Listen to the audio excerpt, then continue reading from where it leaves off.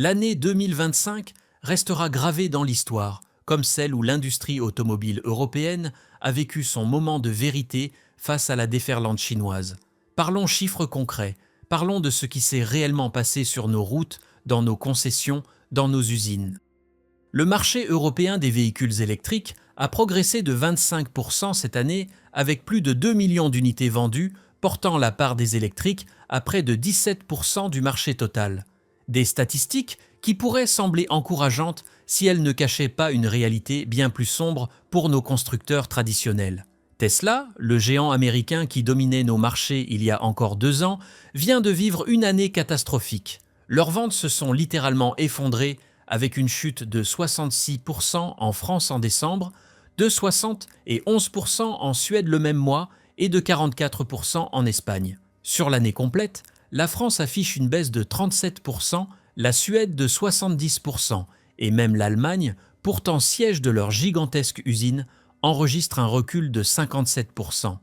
La part de marché européenne de Tesla s'est effondrée de 2,4% à seulement 1,2% en 11 mois. Pour vous donner une idée de l'ampleur du désastre, en novembre 2023, Tesla vendait encore près de 5000 véhicules en Allemagne. Ce chiffre est tombé à 1763 unités 2 ans plus tard, soit une chute vertigineuse de 64%. Et ce n'est pas qu'un problème européen, puisqu'au niveau mondial, Tesla a perdu pour la première fois de son histoire sa couronne de leader des véhicules électriques face à son rival chinois, avec des livraisons en baisse de 9% contre une hausse de 28% pour BYD. Mais parlons maintenant de celui qui change tout le jeu, ce géant chinois dont personne ne parlait vraiment il y a 3 ans et qui aujourd'hui bouleverse tous les équilibres. BYD a littéralement explosé en Europe avec une croissance phénoménale de 302% sur les 9 premiers mois de l'année. En septembre, leurs ventes européennes ont bondi de 272%, puis de 221% en novembre, avec près de 120 000 unités vendues sur les 3 premiers trimestres. Ce qui est fascinant, c'est qu'ils ont dépassé Tesla pour la première fois en avril et n'ont jamais relâché leur emprise depuis. Leur part de marché est passée de 0,4% à près de 2% en un an. Et dans certains pays comme le Royaume-Uni, leur modèle d'entrée de gamme se vend à moitié prix par rapport à Tesla. Les prévisions indiquant que BYD devrait doubler ses ventes européennes en 2025 pour atteindre 186 000 unités et pourrait frôler les 400 000 d'ici 2029. Mais ils ne sont pas seuls dans cette offensive. MG a augmenté ses ventes de 39% avec plus de 191 000 véhicules vendus. D'autres marques chinoises comme XPeng affichent des croissances de 185%, et même des acteurs moins connus progressent de plusieurs centaines de pourcents. Les Chinois ne se contentent plus d'exporter, ils s'implantent avec des usines en Hongrie qui ouvrent cette année, une autre prévue en Turquie pour mars prochain, et des projets en Espagne. Ils construisent des réseaux de distribution massifs, passant de 1000 à 2000 points de vente prévus pour l'année prochaine.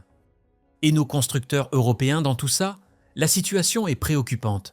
Volkswagen, l'icône allemande, voit ses ventes mondiales reculer de 2,3% avec seulement 9,03 millions de véhicules contre 9,24 millions l'année précédente. En Chine, leur marché historique, leurs ventes de véhicules électriques se sont effondrées de 34% au premier semestre et leur part de marché chinoise est tombée à 9,4%. Leurs marques premium souffrent encore plus avec Audi en chute de 64% et Porsche de 42% au premier trimestre en Chine. Le groupe a dû lancer un programme d'économie de 4 milliards d'euros, fermer des usines, licencier massivement. Stellantis, ce conglomérat franco-italo-américain qui regroupe nos Peugeot et Citroën, a enregistré une perte nette de 2,3 milliards d'euros au premier semestre contre un bénéfice de 5,6 milliards l'année précédente, soit un retournement de situation de 8 milliards d'euros. Leurs parts de marché européennes sont tombées de 16,7% à 15,3%, et le groupe prévoit des pertes supplémentaires de 2,5 milliards liées aux tarifs américains. L'action a perdu plus de 50% de sa valeur en un an, leur patron a été remplacé en catastrophe, et les fermetures d'usines se multiplient dans toute l'Europe.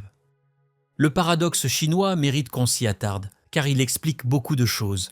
En Chine même, le marché électrique représente désormais plus de 51% des ventes totales, avec environ 11 millions de véhicules vendus cette année, soit plus que le reste du monde combiné.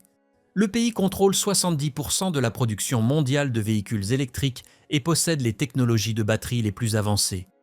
Mais avec 129 marques qui se battent pour survivre sur ce marché saturé, une guerre des prix sans merci fait rage et les analystes prédisent que plus de 100 marques auront disparu d'ici 2030. Face à cette saturation domestique et à ces marges qui fondent, que font les constructeurs chinois? Ils se tournent massivement vers l'Europe avec plus d'1 million de véhicules exportés cette année, soit une augmentation de 150%. Ils développent des véhicules 3 fois plus rapidement que nous, en seulement 20 mois contre 40 pour nos constructeurs, et proposent des technologies de pointe à des prix que nos marques ne peuvent tout simplement pas égaler sans perdre de l'argent. Les tarifs douaniers européens, qui peuvent atteindre 45% pour certains modèles, ils les contournent en construisant des usines locales et en proposant massivement des hybrides rechargeables qui échappent à ces taxes.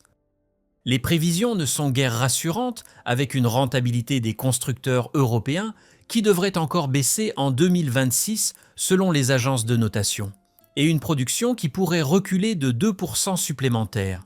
L'année 2025 restera comme celle où nous avons pris conscience que le leadership automobile européen, construit patiemment depuis plus d'un siècle, est en train de nous échapper au profit d'acteurs qui, il y a 10 ans, n'existaient même pas sur nos radars.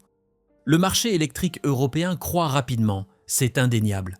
Mais cette croissance profite essentiellement aux constructeurs chinois qui conquièrent méthodiquement notre continent, pendant que nos champions accumulent les pertes financières et ferment des usines.